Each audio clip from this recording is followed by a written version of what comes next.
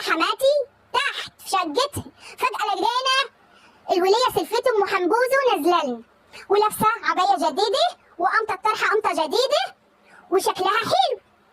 خدي يا وليه يا ام حنبوزه، حلوه العبايه اللي انت لابساها دي، جايباها منين يا اخت؟ قالت لي ده الراجل ابو حنبوزه جوزي هو اللي جابها لي. قلت لها بس حلوه قوي يا ام حنبوزه، كي تفضليها يا اختي؟ قلت لها بجد ان شاء الله يخليك. لا شكرا يا حبيبتي، ده انا جوزي هيجيب لي احسن مني. المهم اسكت انا ابدا، رحت طالعه للراجل فقيه جوزي. انت يا راجل انت عمرك ما دخلت عليا بحته طرحه ولا حته عبايه؟ تعالى اتفرج على ام حنبوزه، وابو حنبوزه جايب لها عبايه وطرحي، انت ما بتجيبليش ليه يا راجل؟ اما ايه لي يا وليه يا وليه يا احمد يا وليه تبطي، هو انت كل ما تشوفي حد جايب حاجه ولا لابس حاجه تيجي تقولي لي وتفضلي تزني لغايه اما اجيب؟ المهم فضل يقول لي كلام يسم في بدني، ولا هو انت كل ما تشوفي حد لابس حاجه ولا عامل حاجه تيجي تقولي لي يا وليه يهجى قصف عمرك؟ اسكت انا؟ لا ما سكتش، خدت الكلمتين ونزلت عند حماتي، فضلت قاعده ولا شفتي ابنك جايب ايه لمرته؟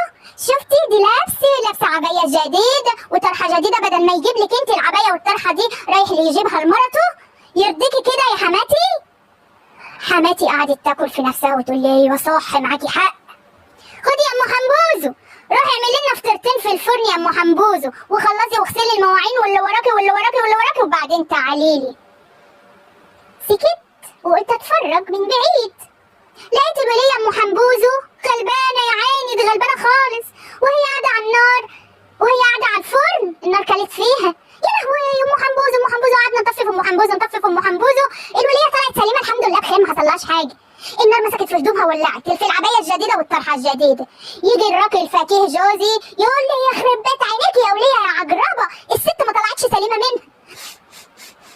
كده يبقى انا عيني وحشه، كده يبقى انا عجربه وحسودي. احكموا انتوا بقى. وزي ما قلت لكم قبل كده انا طيبه وغلبانه، والناس بتقول عليا عجربه وعيني وحشه وحسودي. طب هحكي لكم موقف تاني وانتوا احكموا. من يومين كانت حنه الولا حنبوزه ابن سلفتي، واحنا قاعدين في الحنه طبعا عاملين اكل بقى وحاجات حلوه وكده. بنت سلفتي التانيه قد بنتي، عندها 4 سنين. البيت عمالة تاكل وتخلص الأكل وماطت في سلاف بقها حاجات الحلوة، إشي بسبوسة وإشي كنافة، تخلص البسبوسة والكنافة وتشرب لي العصير. أجي أبص بنتي اللي قدها ما بتشربش وما بتاكلش وما بتعملش. رحت مميلة على فكيه جوزي، شفت يا أخويا البت بتاكل إزاي مش قد بنتك ده؟ ها ما خلصتش الكلمة ولقيت البت يا قلب أمها بطنها وجعتها ومسكتها وراحت مرجعة علينا واحنا قاعدين. راح جوزي بصص لي بصة كده وسكت. معناته البصة دي ما علينا، واحنا في نفس ذاته الحنة لقيت الولية سلفتي التانية داخلة علينا بإشي حاجات حلوة شيك، وإشي بلوزي وإشي بنطلون وإشي حتى أحمر وأخضر.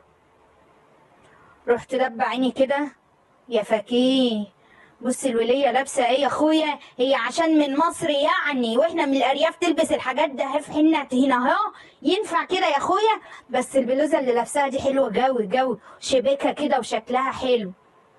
انا ما تنتش الكلمة، ببص لقيت العباية البلوزة كده من عند ربنا، البتاع شبكت البلوزة لفت وراحت متقطعة. كلهم جريوا عليها واللي تقول لها طب تعالي طب هغطيكي طب هجيب لك بلوزه طب مش عارفه ايه طب ايه. جوزها قال لها طب خليكي انا هروح اشتري لك ايه بلوزه تانية. رحت بصه الفكيه كده، شفت يا راجل الراجل رايح يشتري لها بلوزه تانية مش انت. لو كانت اتقطعت كنت هتقولي ادخلي البسي لك اي حاجه من الدولاب.